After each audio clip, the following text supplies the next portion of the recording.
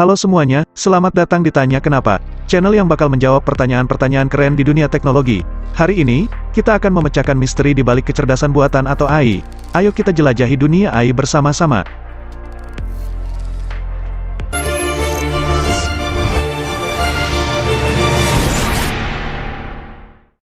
Jadi, pertanyaan pertama yang pasti muncul di pikiran kita adalah, apa sih sebenarnya AI itu? Nah, AI atau kecerdasan buatan adalah kemampuan mesin untuk meniru kecerdasan manusia.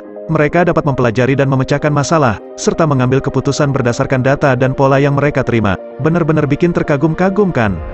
AI itu keren banget teman-teman, banyak aplikasi menarik dari AI di dunia nyata, misalnya, di bidang kesehatan. AI dapat membantu mendiagnosis penyakit, menganalisis data medis, dan bahkan membantu dalam penelitian obat baru. Itu dia, dokter AI yang canggih.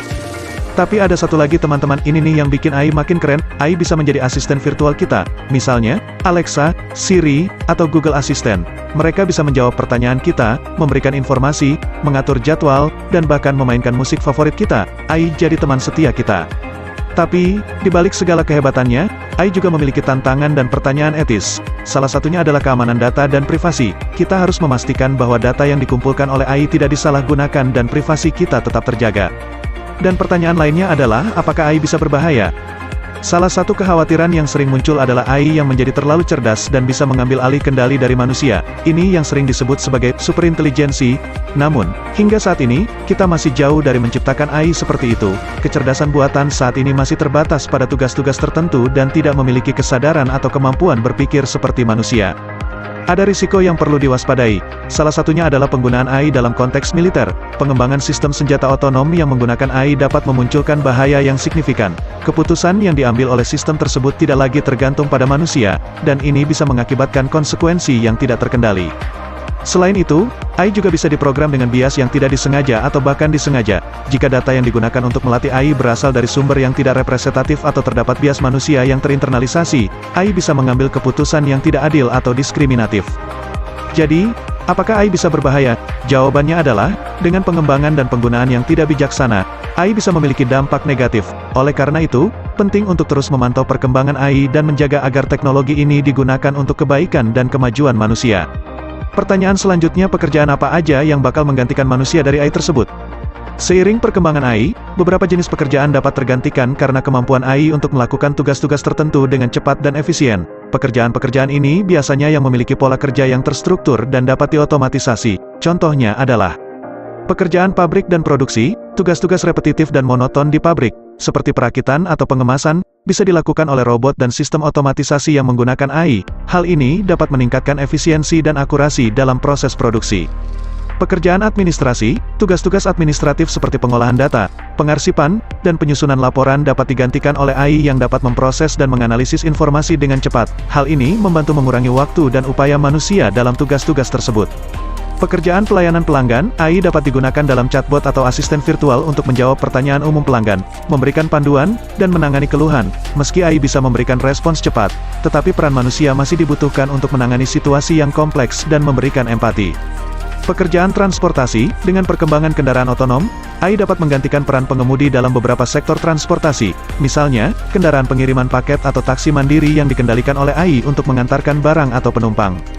Pekerjaan pengecekan data dan analisis, AI dapat membantu dalam pengolahan data besar, big data, dan melakukan analisis prediktif untuk membantu pengambilan keputusan. Dengan kemampuannya dalam mengenali pola dan tren, AI dapat memberikan wawasan berharga dalam bisnis, keuangan, dan sektor lainnya.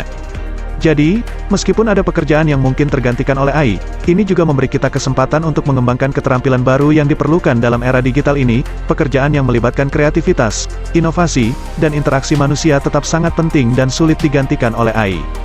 Kami tidak bisa berpikir tentang AI sebagai musuh manusia. Ini harus menjadi kemitraan manusia dengan kemampuan komputasi yang luar biasa untuk mengatasi masalah dunia yang kompleks. Demis Hassabis, pendiri dan CEO DeepMind. AI akan menggantikan pekerjaan manusia, tetapi tidak manusia itu sendiri. Bagi kita, tugasnya adalah memastikan kita memiliki keahlian yang sesuai untuk memanfaatkan teknologi ini dengan bijak. Kai Fu Lee, pendiri dan CEO Sinovation Ventures.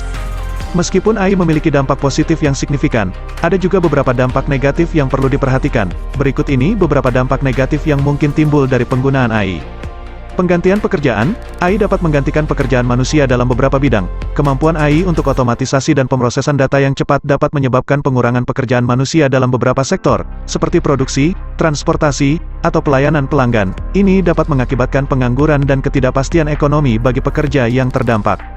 Bias dan diskriminasi, AI dapat mengambil keputusan berdasarkan data historis yang mencerminkan bias manusia, seperti data pelanggaran hak asasi manusia atau diskriminasi. Jika tidak diawasi dengan cermat, AI dapat menghasilkan keputusan atau rekomendasi yang tidak adil atau diskriminatif dalam hal perekrutan, penegakan hukum, atau alokasi sumber daya.